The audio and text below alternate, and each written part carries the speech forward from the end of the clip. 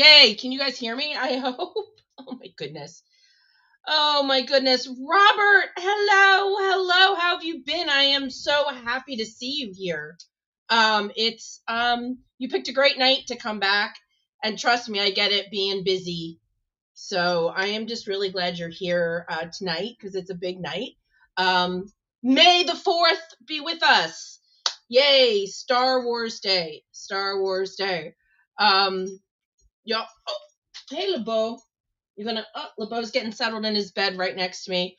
So I am really excited to see you guys here. I am so excited to share this interview with you. I know I'm a little late. Hey, Ernesto. Yeah. You know how you think everything's perfect with something and you set it up like well in advance? Then I sat down at the computer and I'm like, all right, we're going to do this. And the setup that I set up the video for completely had disappeared. So, hey, Chris. So I had to make sure that I could fix the setup for the video before we got into everything.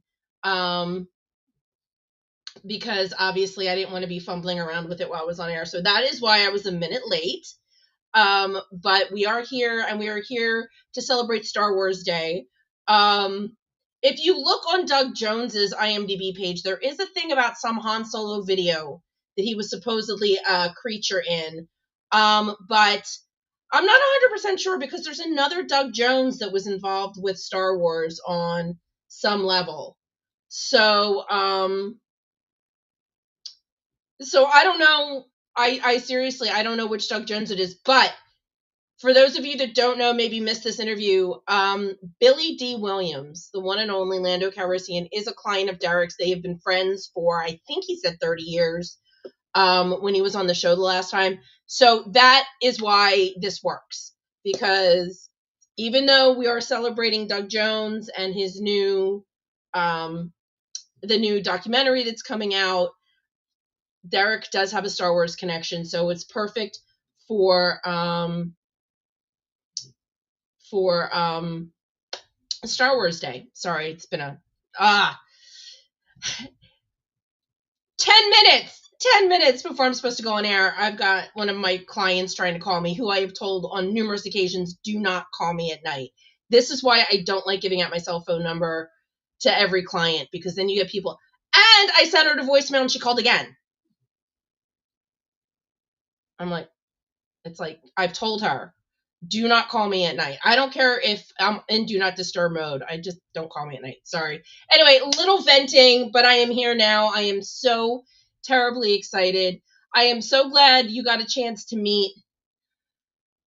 Thanks, Ernesto. I'm so glad you got a chance to meet Doug in February. I actually got a chance to talk to him about the first time that I met him. So that's going to be in the interview. The thing I was telling you about, that I had that thing about Hellboy, that's in the interview. But I will tell you, for anybody that has not watched What We Do in the Shadows and might be planning on watching it, A, I highly, highly, highly, highly, highly recommend it. And B, there is a spoiler in it about the last season, only because I really, honestly, I tried to contain myself, but I ended up spilling the beans because What We Do in the Shadows has been over for a while, and we all know the rule. My personal rule is, I think 72 hours after something airs, I consider it a spoiler free that, we can talk about it. And What We Do in the Shadows has been over for a while, but I really, really, really, I was trying not to spoil it because I've been telling everybody to watch it, but it's in the last season, and yes, it's a spoiler, but it's still, you should still watch What We Do in the Shadows. Anyway, so now that I've gotten all of that out of the way, hello, Jean, thank you for joining us. Without further ado, assuming this works, if you guys can't hear it or anything, I still have the chat on, even though I'm not going to be on the screen. I'll still have the chat on, so if you can't hear it or anything else, I will be here. You could totally just let me know, but let's do it. Let's play the interview.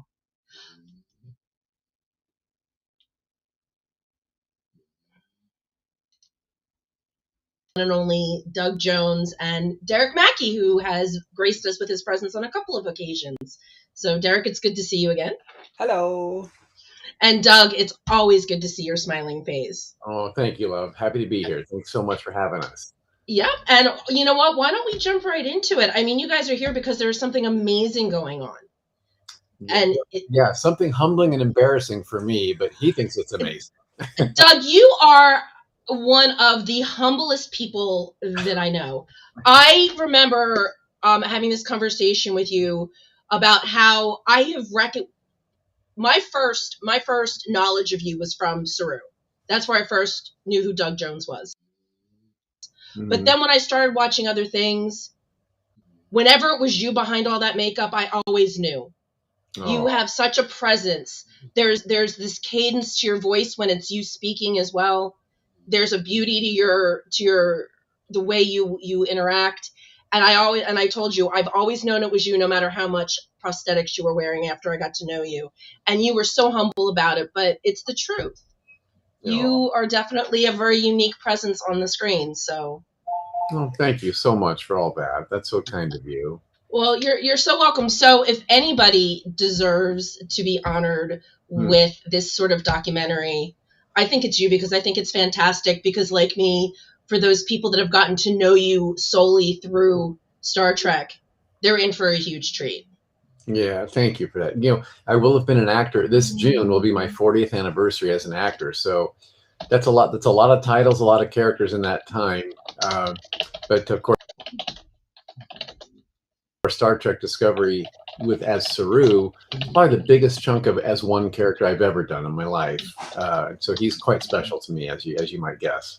Oh, I'm sure, and you've gained a huge family, yeah, of course, as well, which always welcome. You know, the Trek family always welcomes new talent, and the best part of it is Trek opened you with open arms, and you returned the favor, because for those of you that may not know, and I don't know what rock somebody's living under, but Doug gives the best hugs. So you've welcomed us with open arms as well.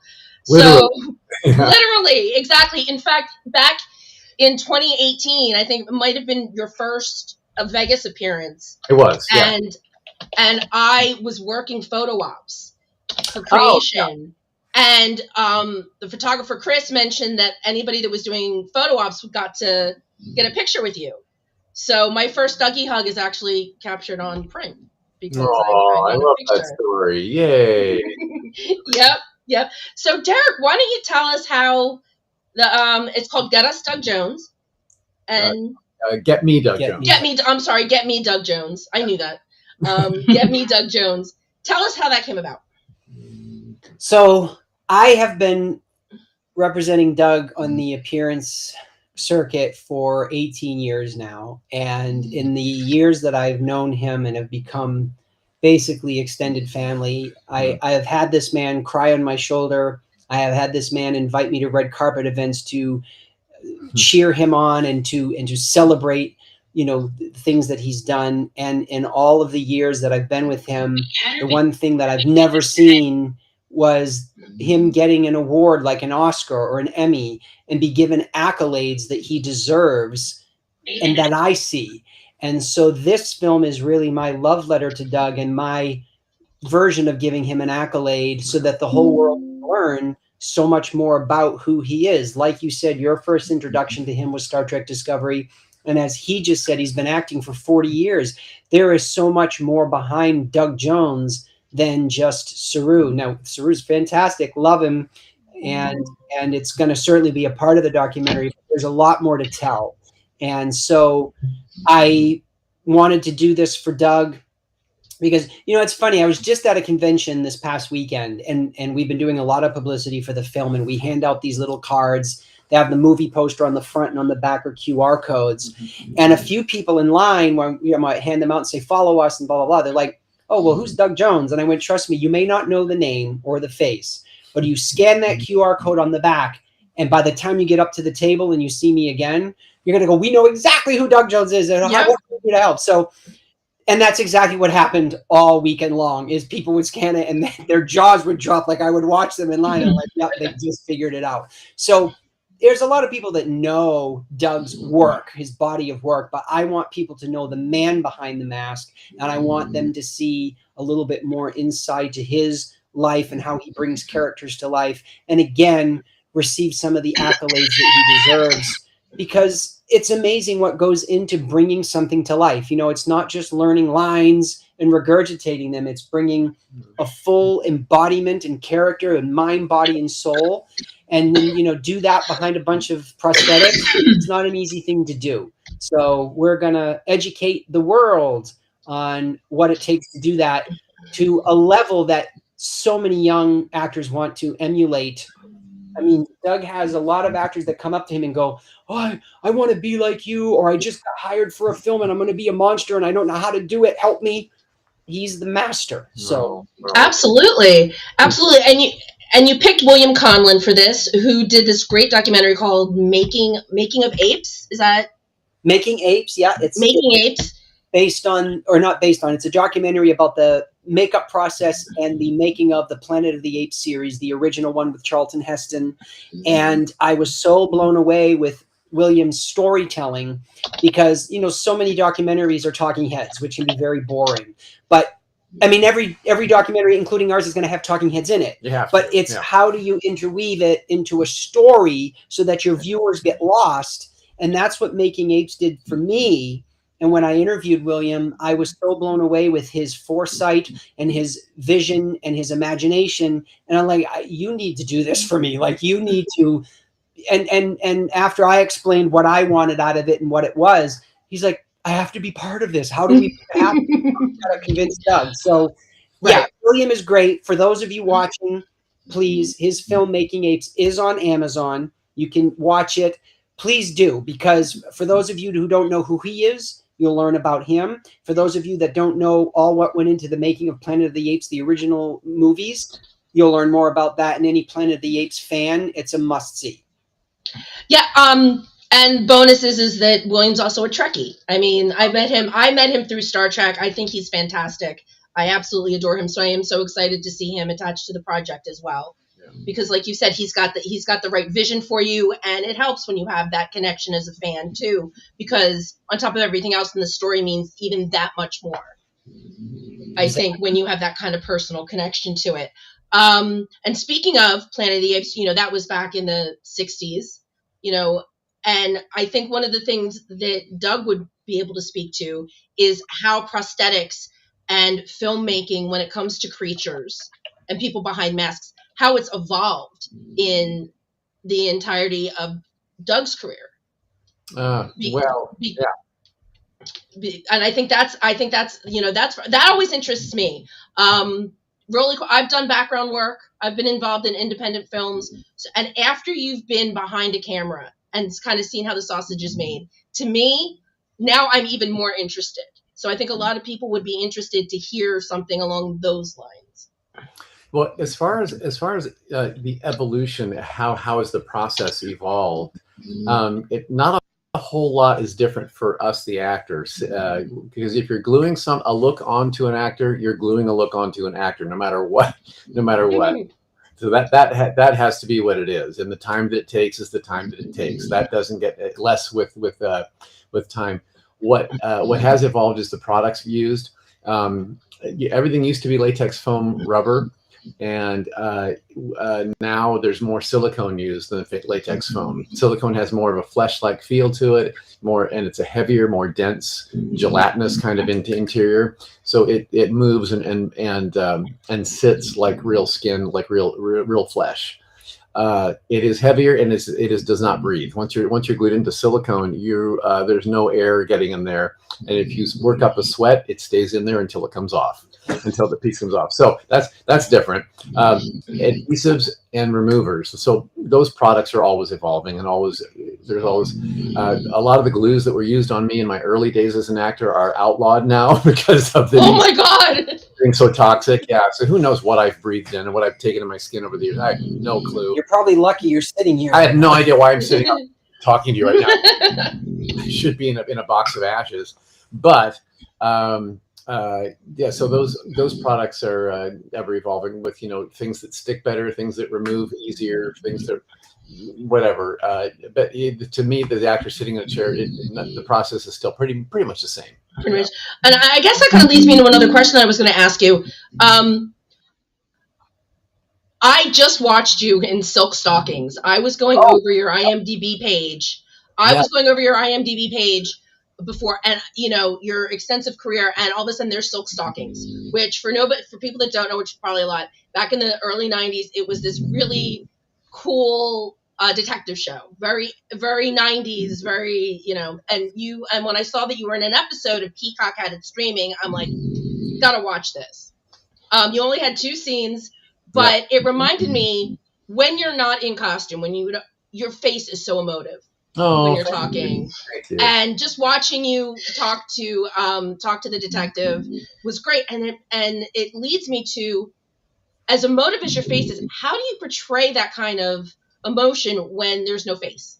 When it's not you, when you're covered. My face is covered. Yeah. Yeah. Well, you still it's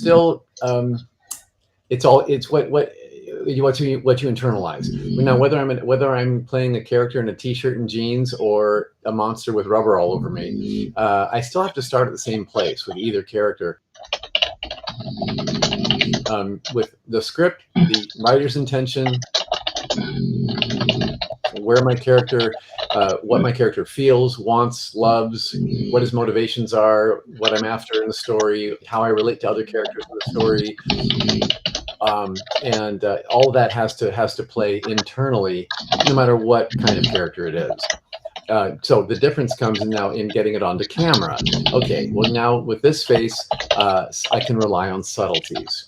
Sometimes when your face is covered, you cannot rely on I mean, if your eyebrow goes up a little bit, maybe the prosthetic piece won't react if I do that. So I have to indicate it more with more of a tilt of the head. You have to. It's kind of like when a person loses one of their senses. Like if someone goes blind, then their hearing gets better. You've heard that theory before. Of course. Yeah, or the sense of touch gets much more acute. Well, the same thing happens when you lose a sense as an actor. I think if I lose facial expression, the rest of me has to kick in a bit more. That's all. So a tilt of the head, a gesture of the hand, a nod, a posture can tell. Your voice, obviously. Voice, of course, yes, can all indicate what the face is doing. Right. Did it take you a lot to kind of get to that point where you could do? I mean, I would think that that's something that takes time. Why is that happening? I don't know. My phone's on silent and it only goes off if it's urgent. Oh, it's because, okay, never mind. Don't worry, we got it. Sorry, that's okay, folks. Your program will come in. And now back to our regularly scheduled program. Already in progress. Yes. But how long did it take you to kind of get to that point where you could do that? Was that something that you had to practice? Was that something that came naturally? Like, how do you get to that point where you realize, okay, if I'm going to be under the prosthetic, this is what I have to do? I never consciously thought that through. I think it came more instinctually. I think. Okay. But I have always been someone who talks with his hands. I mean, ever since I was a kid. Me too. Yeah, I've always been a little bit insecure, and to get my point across, I've always used everything and pushed the message out there. Right. So that was a natural transition to go into creature effects makeups for sure. Yeah, in fact, I redid my nails because I talk with my nails so much. I'm like, I got to put fresh polish on. So yeah, in your face, of course, right. When I start doing this on my nails. Right. Right. Yeah. So I guess the other thing I wanted to ask you over your career, I looked it up. There's nobody's ever done the math, but it looks like about 90% or so of your career has been in some sort of makeup as opposed to just you. I've never done the math either, honestly. So if I look at my IMDb page, I'm probably not that much actually. I've played more human characters than everyone realizes. Well, then you can blame ChatGPT for that because. Okay. I love it because it aggregates information, but I understand that it can be wrong. But it's so easy to just give me a number. But yeah, nobody's ever done the math. Right. So, but do you have a preference or of whether you like to be in or out, or is it the role that speaks to you more than regard? Absolutely, the role. Yeah, there have been human roles that I've played that sang to my spirit and made me happy. There have been many roles I've played, as creatures that have also satisfied something deep in me. For instance, I did an independent film years ago called My Name is Jerry. I played a middle-aged white guy going through a midlife crisis, something I am and have done. So it was written specifically for me. And it played on Netflix, and now it lives on YouTube forever. And it's a very, very, very charming independent movie, a little dramedy. Loved every minute of it, and it really made me very satisfied. And on the flip side, in the monster world, when I do something like a Saru that has so many layers to the onion that have been peeled off over 5 seasons, the writer's giving me so much to work with, or The Shape of Water, where I get to play a monster with a romantic love story, and I end up on the cover of an Oscar Best Picture winner. That just doesn't happen with monster movies. So there's been satisfying, deep-rooted like love and satisfaction on both ends of the spectrum, whether it's human or monster. Okay, speaking of Abe, I loved Hellboy, and again, one of the things that I learned, like everybody pretty much knows, David Hyde Pierce was the voice in Hellboy recently. 1. It's in Hellboy 1. Oh, who was in Hellboy 2? Hellboy 2 was me and my voice. There you go. Because you have a story that I would love for you that I've heard you do about Hellboy 1 and about how you had voiced Abe, and then they decided to go in a different direction. But no, that's not. Is that okay? All right. If you want to hear yes. If you want to hear that story, I'd be happy to. When I was cast, that was my second movie with Guillermo del Toro. I had met him on Mimic 5 years prior to this, when they were developing then the look of Abe Sapien at the Creature Shop. The creature effects makeup designers and sculptors unveiled the look of a maquette for Guillermo del Toro, and on that day they said, "You know who should play this is Doug Jones." And Guillermo said, "Wait, I know Doug Jones," and he pulled my card out of his wallet that I gave him on Mimic 5 years prior. But so they called me that day and said, "Can you come in tomorrow to meet with us and let's have a look at you and see about you playing this character in Hellboy." So I did, and at that meeting, Guillermo told me that the studio had already talked about getting someone visually that could pull this look off and physically play this role, and then getting a celebrity voiceover to do the voice. That's what it was. Right. My first reaction was, "Oh, gal, please don't do that. If I'm going to do an acting role, I want to do the acting role and not have part of it taken away." So that's when he said, "Well, give us the voice we need for it, and I'll put your name in the hat with everybody else." So they were considering at the time Kevin Spacey, Steve Buscemi, and David Hyde Pierce. So my name in there back in 2003, my name didn't carry that kind of weight. So I did finish the role on camera with voice and all. And in post-production, I even went in to do an ADR voice looping session to clean up all of my sound. And everybody was very happy with what I gave to the role, both visually and audibly. And 2 weeks after my voice session that cleaned up that ADR voice session, I got a call from Guillermo del Toro saying, "Dougie, I'm so sorry to tell you, but the studio went with David Hyde Pierce after all." So that was kind of it was already a preset thing that they had in their minds. We have more name recognition and more marketability with a name like him, because David Hyde Pierce was just coming off his last season of Frasier, so it was just huge. And so I understood. I'm not a marketing genius, so they knew what they were doing at a level that's above my pay grade. But at the same time, it's like, dang, I don't think any actor wants to see part of their performance missing and replaced. Of course. Yeah. So what happened though? David Hyde Pierce was a gentleman beyond all gentlemen. When he came in to do his voice session, he saw my work on film, and he heard my work in his earpiece, because he had to match my cadence and my timing, because I set the pace for that. And he looked around the room and said, "I'm not sure what I'm doing here," because he thought that and that was very kind of him. So he did the job he was hired to do, and I thought he did a great job. I thought he voiced Dave with great intelligence and great humor and all that.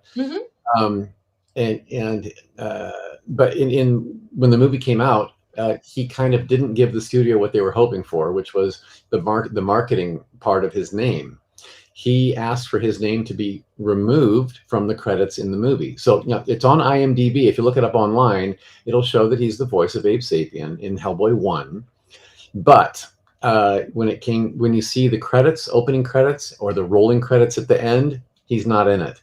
He had his name removed on purpose, and he did not show up at the red carpet premiere, didn't do any interviews, and has never signed autographs as Abe Sapien.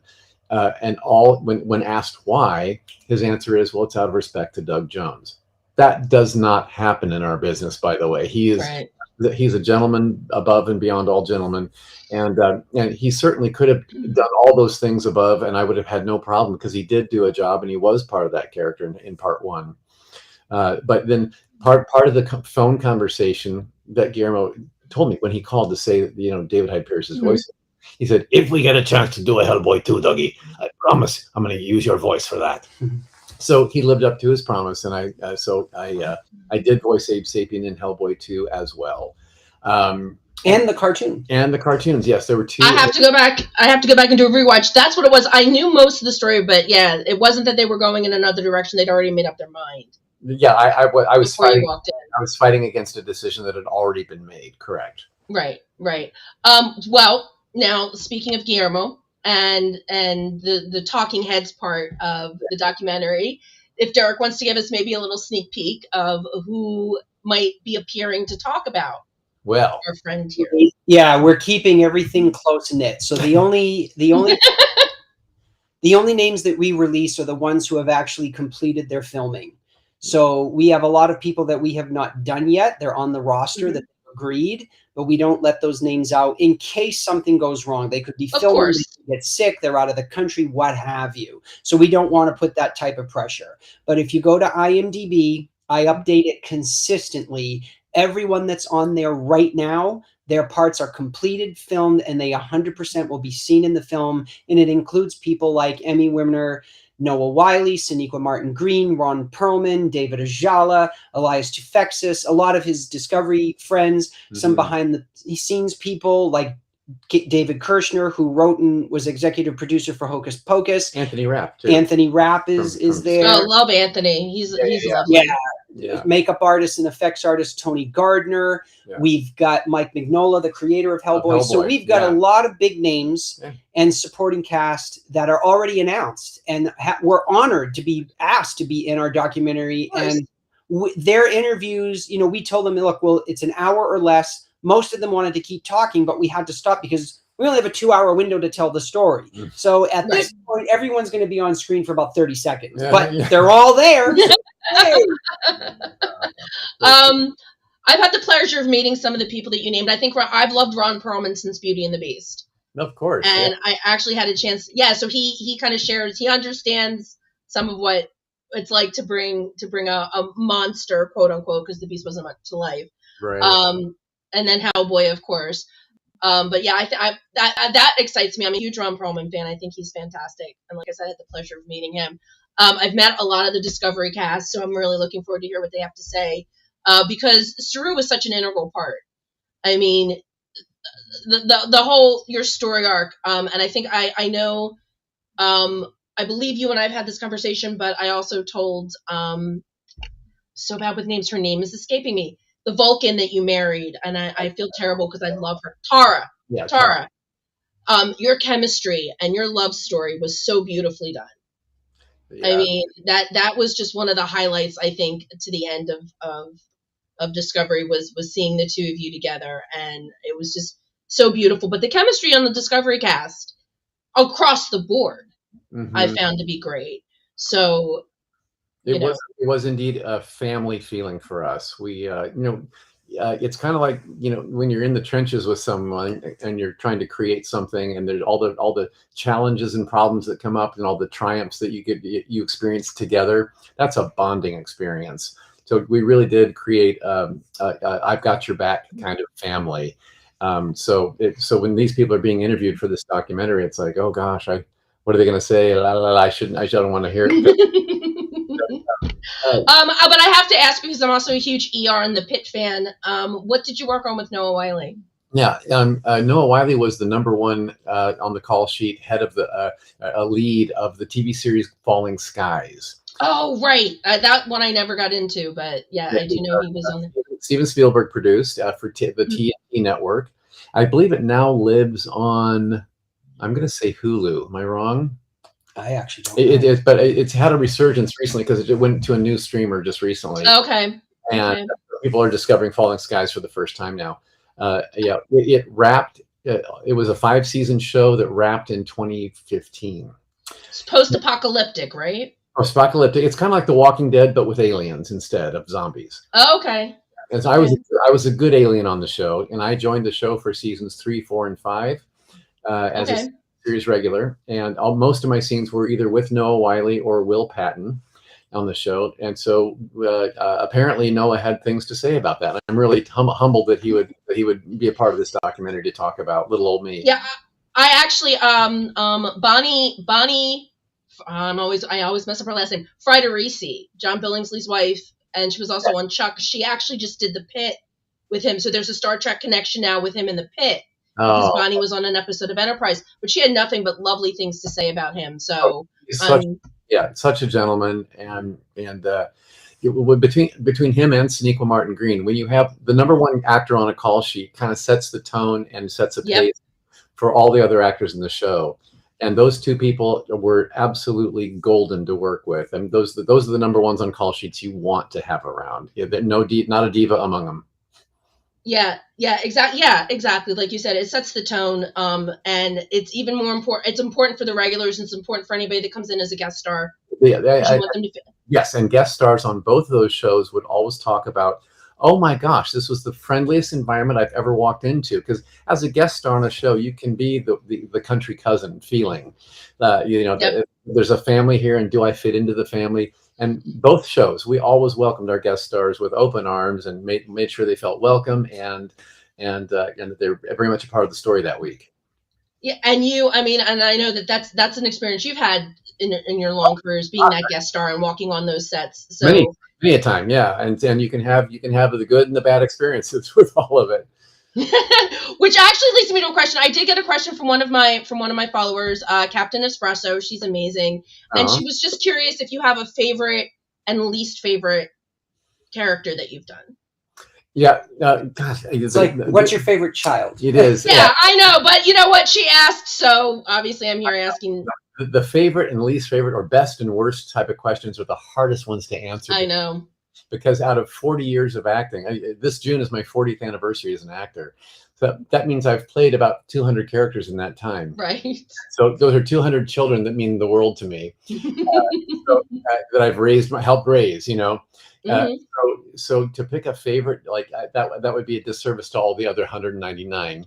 That is totally fair. That is absolutely fair. So I can tell you though that highlights for me in my career have been the characters that mean something to the audience that watches them, and the feedback that I hear about that character. So I think that the highlights that we hear on the convention circuit, and that's where I get to meet the fans who've been watching the things I've been doing all these years. The stories I hear from them, they seem to connect very much with Billy Butcherson from Hocus Pocus on a lighthearted comedic level. Also on that lighthearted comedic level is Baron Affiness from What We Do in the Shadows. Love playing him. And that's one of my personal favorites. When it comes to delving into intelligent science fiction, Saru always comes up, of course, from Star Trek Discovery, and now Cochise from Falling Skies, yes, and also on the superhero comic book level, we always have Abe Sapien from the Hellboy movies and the Silver Surfer from Fantastic Four: Rise of the Silver Surfer that have resonated with people in a certain way. And I'll tell you, and also on a horror level, you've got Pan's Labyrinth. The Pale Man comes up a lot as well. And the Faun was a character in the same movie that I spent more of my time and effort on. He was more of the driving force of that movie. But it was a darker tale. And also on the horror level, let's go to Buffy the Vampire Slayer. When I played the leader of the Gentleman in the Hush episode, that still gets a lot of airplay now. and fans really respond to that. So being a part of people's lives, something is on their TV or at their movie theater when they're going through things in their real life. That's what I've been hearing. So I get a lot of feedback of, my dad and I used to watch you in this or that. He's passed away now, so every time I see this or that, it reminds me of him and it brings him back in a certain way. Love hearing that story. Also, I love hearing that, like, I binge watched something you were in that helped me get through my chemo treatments or deal with the death of a loved one, or I lost my job and had a 6-month period where I was unemployed and didn't know what I was going to be doing. So this movie or that helped get me through that and inspire me to move on and keep going. Those are stories that, when you film something and hear that's a wrap and you're done, you don't know how it lands with your audience until you're at a convention and you can have that audience line up to tell you one at a time what you mean to them. I love that experience so much, and it makes me so proud and happy to be at a venue where I can thank them for letting me be part into their living room. Yeah, the Baron is one of my favorites. I started watching What We Did in the Shadows, and then again, you showed up and I went, oh my God, that's Doug. Like the minute, and you got to kind of play yourself with, just light prosthetic, like the teeth, but then you also get to play that burned out husk. So that was kind of like in and out. I had 4 different looks on that show. Yeah, everything from full prosthetics in the first episode with like full body prosthetics. With, right. Pointy ears and scraggly hair and wrinkly and then that got burned by the sun, so I was a charred version of that in half, and so I have half a body, and then I get magically rejuvenated into this face with a wig, which was fabulous. Then that got burned by the sun, so I got caramelized, and then magical lotion potion from my pet frogs. Long story, brought me back to this with a wig again. So no, I mean the writers had so much fun. That show was awesome. It was. Every episode. I loved it. My favorite, and I know it's been off. I haven't finished watching it yet. I'm a couple episodes away. I don't want to finish it. It's one of those things. If you finish it, it's gone. Yeah. But when they were electing you, the big election where all the vampires came in, and I'm watching it, and it gets to the end, and that second person who had the question that then put his hand down. And you know who that was? I got hysterical. I knew exactly who it was. Yeah. I rewound it.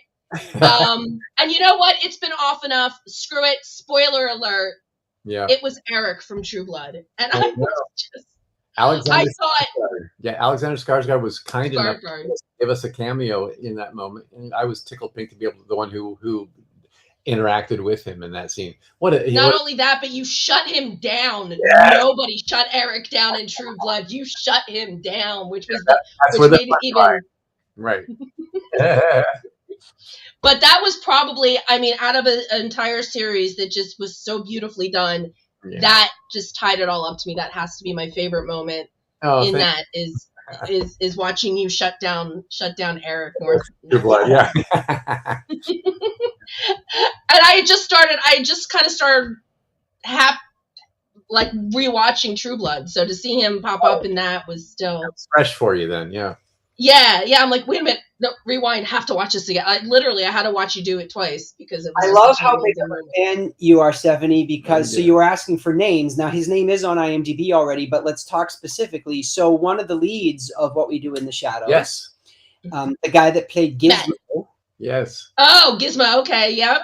Harvey Guillen. Yes. He did a wonderful interview for us. So sweet. And oh my God, he was big hugs on set, and he's like, what do you need? When we were rapping, he's like, you need anything else? I'll talk all you want. And then it was great because Doug had some shooting scripts from What We Do in the Shadows, and he donated them to the film for our crowdfunding campaign, and both him and Harvey have signed them. So Stephanie, you're going to go get one of those. I am. Pressure's on. Oh, yeah. Oh, there we go. That would be and Doug knows this. Honestly, the reason that I started watching What We Do in the Shadows was Matt Berry, because I adore love him. Yeah. from the IT crowd. Yes. If nobody, you need to watch, anybody out there, especially if you're in computers, you need to watch the IT crowd. Yeah. But Matt's performance specifically. So I tend to follow actors. And I mean, it was right up my alley, vampires. I only live about an hour and a half from Staten Island. So I've been to Staten Oh, Island. okay. Yeah. My best friend is from Staten Island, so I'm like, oh yay, Staten Island gets represented. But it was such a great show, and Matt, the whole cast was fantastic. And oh my god, see again with the names. Oh, Kristen, she played the Kristen Shaw. Kristen Shaw. Thank you, Kristen Shaw, who I Yes. knew from the Daily Show. I mean, they just had such a great cast. And obviously every episode that you were in, I loved because I loved the Baron as a character. Thank you. Yeah. So, do we have any sort of timeline for the documentary, or is it just going to be as soon as you get everything together? Like, Yes. Yeah. So right now, I mean, we've already been shooting for about 2.5 years. We are in the home stretch now because we do need to start editing and get it out. So originally the goal was to have it out this year for the 20th anniversary of Pan's Labyrinth, but we don't want to rush and screw things up. So it'll probably be early 2027. But what we're doing right now is we're doing a crowd finishing campaign asking for folks to help if they can get our little project out. So I want to be very clear. I'm very proud of this. As an independent filmmaker, we were able to raise all of the funds to shoot principal photography all on our own. And that's amazing. Yeah, and that's amazing. But now there are things that I want to do and the director wants to do for the final film that includes like getting certain rights to music, getting a really good editor in place. And then the biggest part is getting it into film festivals. So, you know, what I always tell everybody is you see big actors or independent filmmakers at cons or at Sundance and like, oh, look at that. Well, you know what? That takes money. You have to fly the actors out there. You got to pay to get your film into those things. And hopefully you get nominated to be part of it. And all of that takes a little bit of money. So what we're asking for is we're going to release a campaign soon, either early next month, I hope, where we are going to offer some people some cool signed items from a lot of the cast that Doug has worked with. And Doug has been gracious enough to donate some things from his personal archives, like those What We Do in the Shadows scripts. We've got some Star Trek Discovery scripts that both him and Sonequa have signed. We've got some original prosthetics from Discovery and a lot of other surprises that are coming up. So we're asking people, if you would like to help us finish the project and donate to our fund, it would be great. But at the end of the day, don't worry, you don't have to donate. We are also asking people to go onto imdb.com and follow us. Put it on your watch list because it makes our numbers go up. The goal with the film is to have it in theaters. It is meant to be a theatrically released film. If we do not get purchased by a big studio like Warner Brothers or Fox, the idea is we're going to self-distribute. We're going to do independent houses like the Alamo Drafthouse, etc. And then once it does a theatrical run, short or long, it doesn't matter, then it will be on streaming platforms.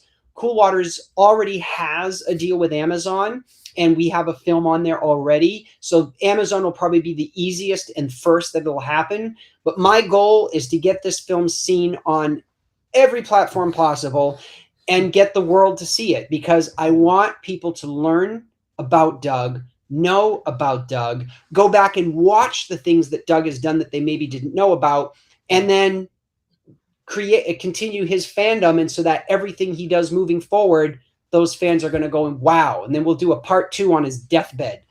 Get rid of Doug Jones. No, I don't know. Yeah. We'll miss Doug Jones. We'll miss Doug Jones. But I mean, you know, Derek, you know, because you and I have talked about this. This is a lot of what I love about interviewing Star Trek actors is getting them involved in other projects. Because I've said this so many times, like, there's a difference between being a fan of Saru and being a fan of Doug Jones. Because to be a fan of Doug Jones, you have to name at least 1 or 2 other things that he's done besides Saru. Yeah. It's important. It's important. If you love an actor's performance, chances are you're going to love them when they're doing other things. Yeah. So this documentary is perfect because it's going to introduce people. Like I said, there are things that Doug has done that I didn't realize Doug has done. You know, like I'm probably between I'm probably going to go back and watch Falling Skies now. I'm probably going to go find it and sit and watch it, knowing that Doug's in it, and being a fan of Noah's. I would love to sit down and watch it now. So I think it's great. I'm going to, of course, share the links and do everything I can to help you get this last round so that we can get you out there. I am a huge supporter of independent films. Like I said, I've been involved in independent film projects over the years, and it's so important to support independent films because that's where so much creativity and originality seems to be coming from. Mm-hmm. If there's one thing that I think the actors and the writers strike did was, in a way, it helped those independents that weren't related to the union kind of get themselves out there a little more. Yeah. If anything good could have come out of something like that, it was that the independent actors had a little more leeway to do things that they needed, that they were able to do. So I am a huge supporter of that. So I am so excited for this. And for Doug, because we all love Doug. As humble as Doug is, we all love you, and we do definitely believe that the world needs to know everything that you've done. That's so sweet of you. Thank you so much. You are so welcome. I am beyond honored that you guys put me on your list to be able to do this interview, because this was absolutely fantastic. I had such a great time. You're both going to be at STLV? Not this year. Not this year. We have been in years past, of course. This year, we already had a convention for me in Dublin, Ireland on the same weekend. So we're going to have to be out of the country. I'm so sorry. And this is I'm so sorry. I'm going to miss you guys. I know. I'll miss you too. And this is the 60th anniversary of Star Trek. But that's okay. That's okay. It's okay. I'll be at Trek Long Island this year, and the promoter of that event has actually been gracious enough to give me a 30-minute panel to talk all about this film. And the director right now is working on some sort of clip or trailer that's going to be shown exclusively for the first time at that convention. It's going to be hosted, my panel is going to be hosted by Tracy Martinson, who was the behind-the-scenes producer of all of the DVD bonus features for all the entire series and all of the Trek series, by the newer ones. Oh, yeah. So okay. She's appearing at the show as a guest. She'll be signing autographs, but she's going to be hosting a few of their panels, including mine. And then I'll be signing posters after the panel. And then what we tell everybody, if you ever meet Doug at a convention, if you bring that poster with you, he'll sign it as well at no charge. So, yeah. Yeah. Oh, that's amazing. Yeah, I'm probably going to try and get up to Trek Long Island for at least a day. It can be, if you push it, it can be a day trip for me. Yeah. So, depending on traffic. Yeah, but yeah, so I'm not going to be there for the weekend, but I'm definitely going to try to get up there for the day. So hopefully, Derek, you and I will run into each other. I go to STLV every year. It's not going to be the same without you, though. I mean, I know. Missing those hugs. But Dublin, that's amazing. I absolutely get it, because that's going to be an amazing time. Yeah. I don't begrudge anybody going to Ireland, right, at all. I think that's going to be fun. Have you ever been? We did this very Dublin Comic Con. Oh, I'm going to say it's been a few years. Yeah, about like 7 years. Oh, ago. Well then, yeah, absolutely. See, part of the reason I bring him back is because Dublin has a huge Star Trek contingency. Oh yeah, the fan groups that do like the remakes, not remakes. Yeah, you know the cosplay. Yes, Starfleet International. Yeah. Oh, yep. Mm-hmm. They have one there, and so that's part of their getting Doug for the 60th anniversary of Star Trek. That's part of why they're having him back. Plus, they absolutely loved him the last time he was there, and they're like, "You need to come back." So this, of course, and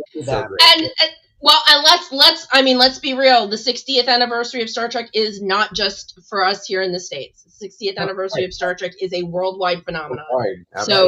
So you going to Ireland to represent makes a lot of sense. Absolutely. Well, gentlemen, thank you so much for joining me and filling us in on what's going on. I loved it. I love talking to you about everything. And Derek, you guys are welcome back anytime. Both of you have an open invitation. Maybe when that gets closer to the release. So thank you again. All right. Bye, guys. Hearts of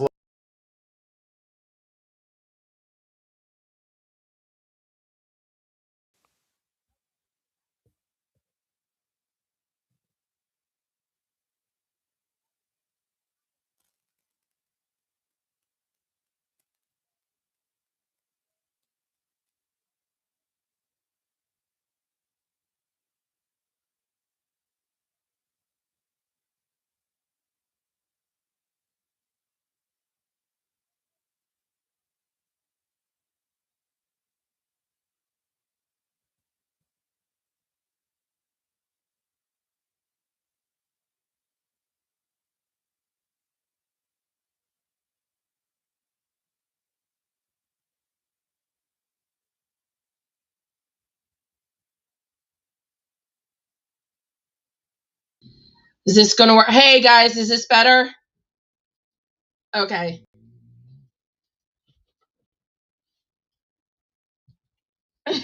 No. I don't know. I've got like a bunch of microphones and it's taking the microphone and whatever. But you guys can hear me now. So no, it wasn't just you, Tiffany. Thank you all. Definitely not at the library. But anyway, thank you guys for coming. That was an absolutely amazing time having that chat with them. There's so much more I wanted to get into.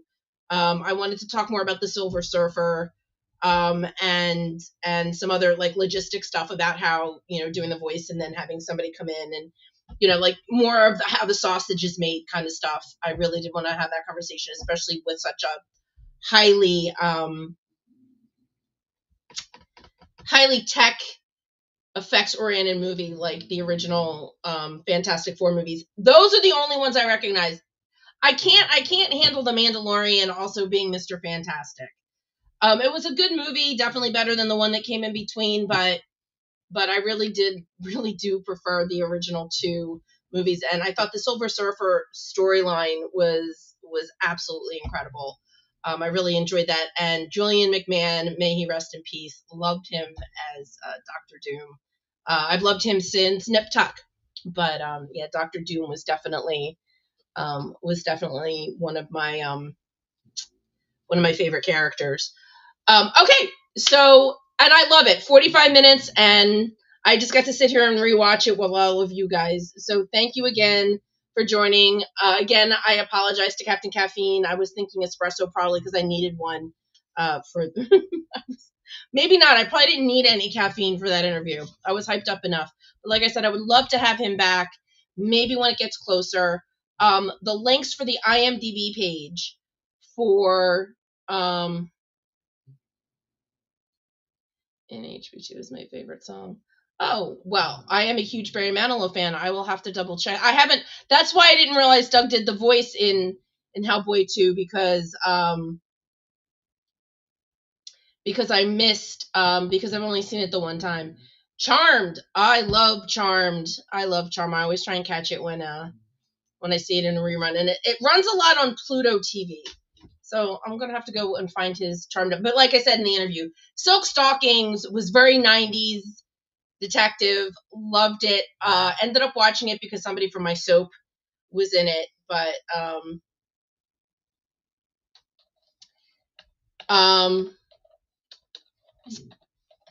I had to watch his episode. There was somebody else that was in it that I was surprised about that I went back and watched. And I can't remember who it was. But yeah, Silk Stockings is fantastic. It's on Peacock if anybody's interested.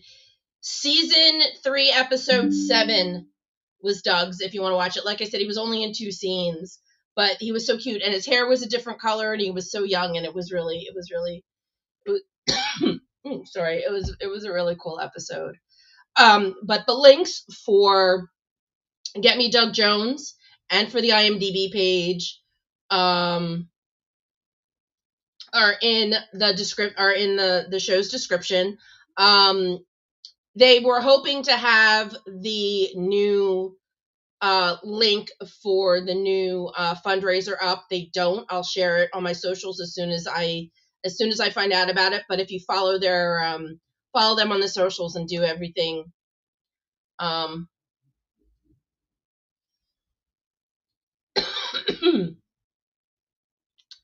oh, Robert, that's great. Unfortunately, this year I am not going to be at Shore Leave. It happens to be the same weekend as Central Pennsylvania Festival of the Arts, and I had to make a choice. And since they didn't book anybody, so I don't have an obligation to be at Shore Leave because they didn't book any of my clients, I'm going to go do Central PA Festival of the Arts that weekend. So unfortunately, I am going to miss Shore Leave, but it's fantastic. If you've never been there, it's great. The location in Lancaster is great. It is literally right across the street from a Texas Roadhouse and a Longhorn. So there's plenty of food options outside of the hotel, which I recommend because the hotel's a little pricey. It's a gorgeous hotel, and it has plenty of space. But the breakfast buffet was very, very, very disappointing. Tracy and I had it once while we were there, and then the next day we skipped it, and I just did a Starbucks run. There was a Starbucks right down the street. So yes, that was I was there last year with Tracy, Tracy Coco, and yes, that's where I got you your other Wonder Woman autograph. It's a fantastic convention. I highly recommend it. It's great. The people that run it are great. I love them all. But like I said, I haven't been to Arts Fest in forever. And I want to spend a little more time in State College visiting with my friends, and I could really, and it's an amazing time, and it's a great way to spend the summer. So a weekend in the summer. So I am going to be heading up there. So I'm going to miss shore leave this year. So I'm sorry I'm going to miss you, Robert. But yeah, you're going to have a fantastic time. Like I said, there's so much space. It's really cool. It's really cool. So I hope you have a really good time. Oh yes, and I do want to mention for Star Wars Day, I have a hat. I have a baseball hat that says Sith. I have a ton of Star Wars stuff, but this was a Star Trek interview. But in case you didn't notice, there are stormtroopers all over my little silk hair scrunchie. And yes, scrunchies are still a thing, but I have this is my Star Wars scrunchie. I also have one that has R2D2 and C3PO on it. But this is my scrunchie. So again, guys, thank you so much for joining me for tonight. Like I said, I was really honored that because I've had Derek on the show, I got on their list when they sent out the interview requests, and I was really honored to be on that list and to be able to get a chance to sit down and talk to both of them. I hope I do get a chance to go up to Long Island. Like I said, when I say it's a push, it's because it can be between a 3 and 4 hour car ride.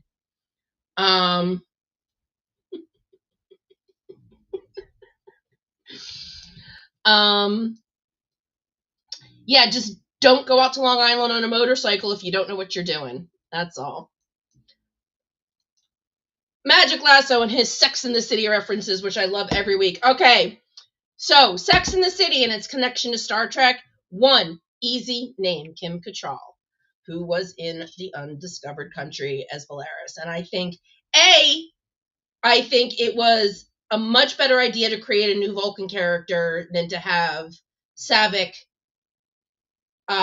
turn and be the one that turned on the Federation. I think that's, although it would be understandable, she was there when they killed David, but by the same, and Saavik is half Romulan, but I think it was a much better idea, because I think there would have been a lot of fans pissed off if they had Saavik, if they turned Saavik into a traitor, and I think Kim Cattrall played that part so well. So there's your Star Trek reference there's your Star Trek tie-in for Sex in the City. I am sure there are more if I sat down and thought about it, but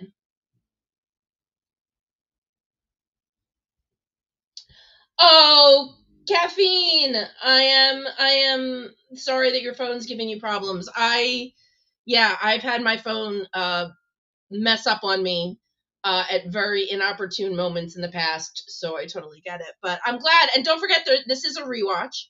And like I said, as soon as I get more information on how we can help and support and donate, and maybe I will look at getting that script with Gizmo.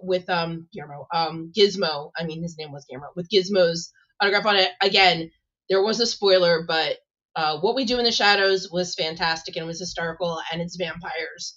But it's funny vampires, and they have a great cast, and like I said, they were a great cast, great ensemble, and Doug, even though he wasn't in every episode with the Baron was one I always looked forward to. So highly recommend that. And again, Matt Berry, I can't say enough about Matt, because he is somebody that I would love to meet and sit down and just have like a beer with. And if you watch, like I said, if you watch the IT Crowd, or if you watch What We Do in the Shadows, you will probably understand why. So let's talk about next week, because I already know what's going on next week. Next week is another interview.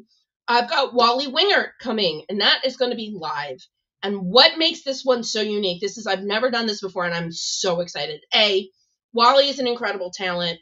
a lot of voice work. He's worked on so many different things, including Family Guy. His name's almost always in the credits of Family Guy.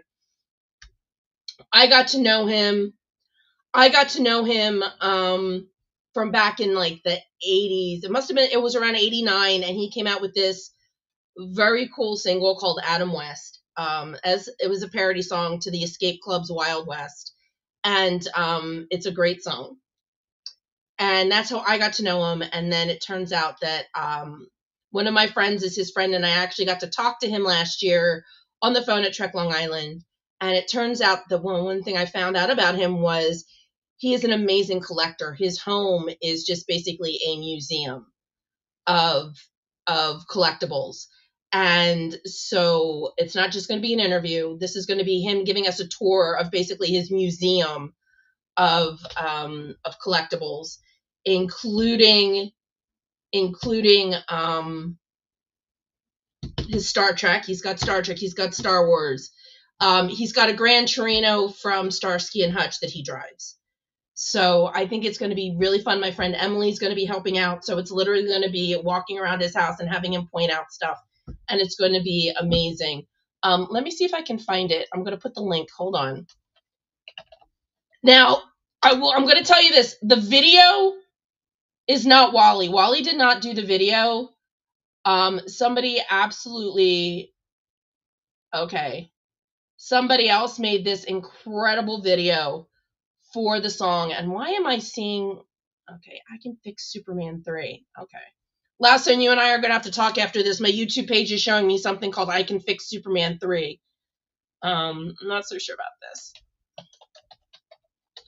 Last Wally. I was hoping it'd show up like right there because I just watched it not too long ago. But, all right, this is the one I watched. So we're going to share this. Copy. Okay, like I said, this is a great video.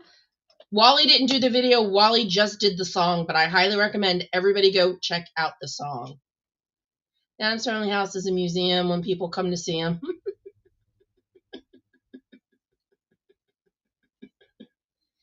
YouTube is 90. Not sure what that means. Lasso. But anyway, so the link is in the chats. I'm going to probably set up the show, and I'll be sharing that link. I'll be sharing that link more so you guys can get familiar with the song. If you have any questions, be thinking about them, or save them until he starts showing us his house. If you end up having questions about some of his collectibles, cannot wait for next week. I know I had said that the 18th is going to be my last show because it's the closest to May 16th, which was the last episode of Enterprise. And so, I always start around the premiere and end around the last show. And I'm still planning on it. But just so everybody is aware, I'm having ankle surgery again. I'm a complication from my surgery last year. And if all goes according to plan, the surgery is going to be on the 13th of May. So I'm going to be non-weight bearing for at least a week, which kind of crosses right over to the 18th. So if I can get my ass in the chair, or if I'm feeling up to it, the last show is going to be the 18th. It might be a very short show depending on how I'm feeling. But you know me, I'm always out there letting everybody know what's going on. So I am planning on my last show being the 18th. I have no idea what it's going to be, but it is going to be on the 18th. All things considered, and if I'm feeling up to it, it might just be me sitting downstairs if I don't feel like crawling up here and trying to set things up in the office. This is a pain in the butt. I love it. I love the fact that I actually have an official green screen. It's just a big, it's just a green draping that you can buy, and then I've got the stand for it. Thanks to my Amazon wish list, and I believe that was our friend from the blue skies of Montana. And like I said, I'm getting old, and names are just not sticking with me anymore. War Dog, there we go. War Dog got me the frame.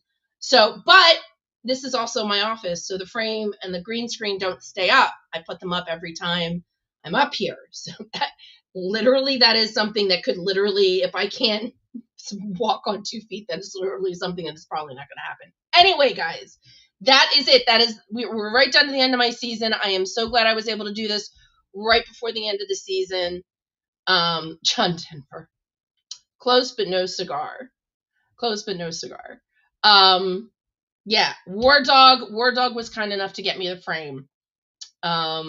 So I got myself a frame, and it was literally like one of those cautionary tales on Amazon. Make sure you realize what size it is before you order it, because the last frame I got was like teeny tiny. And yeah, so this is an actual frame that's meant to be hung for stuff like this. So anyway, so there's only 2 shows left. Definitely set those reminders, click the links, click the bells, everything you need to do to be reminded, because I don't think anybody wants to, any collectible people out there or Star Trek fans in general, I definitely do not think that you want to miss next week's show. So I hope you will all be here. Thank you again for joining me and this amazing interview that I had with Doug and Derek. And may the 4th be with you. And until next week, also, you should live long and prosper.